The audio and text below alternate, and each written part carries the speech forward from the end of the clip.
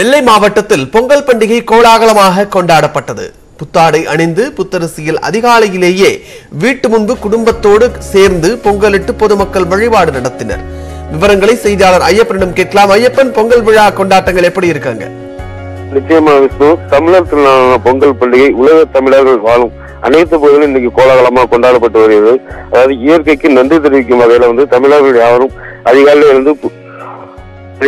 எழுந்து புத்தாடை அணிந்து புத்தரிசியை பொங்கலிடுவார்கள். அதன்படியே நெல்லை மாவட்டத்திலும் அதன்படியே பொங்கல் பண்டிகை கோலாகலமாக கொண்டாடப்பட்டது. அதிகாலையே பொதுமக்கள் எழுந்து வீடுகள் முன்பு பல வண்ண கோலமிட்டு குளித்து புத்தாடையிலிருந்து புத்தரிசிட்டு குடும்பத்துடன் பொங்கலிட்டனர். மேலும் மண்ணில் விழுந்த கிழங்குகள் வகைகளான சிறுகிழங்கு, சேனை கிழங்கு போன்ற கிழங்கு வகைகளை விளக்கு முன்பு வைத்து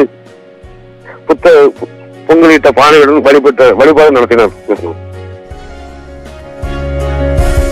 பொங்கல் பண்டிகை அதிகாலை முதலே பொங்கலிட்டு கொண்டாடக்கூடிய அந்த காட்சிகளை தற்போது நாம் பார்த்துக் கொண்டிருக்கிறோம். தமிழகத்தின் பல்வேறு பகுதிகளிலும் இதே நிலைதான் நீடிக்கக்கூடிய சூழ்நிலையில் நெல்லையில் தற்போதைய நிலவரம் குறித்து நமது செய்தியாளர் ஐயப்பன் வழங்கக்கூடிய தகவல்களை தற்போது நாம் பார்த்தோம். நன்றி ஐயப்பன், உங்களுடைய தகவல்களுக்கு.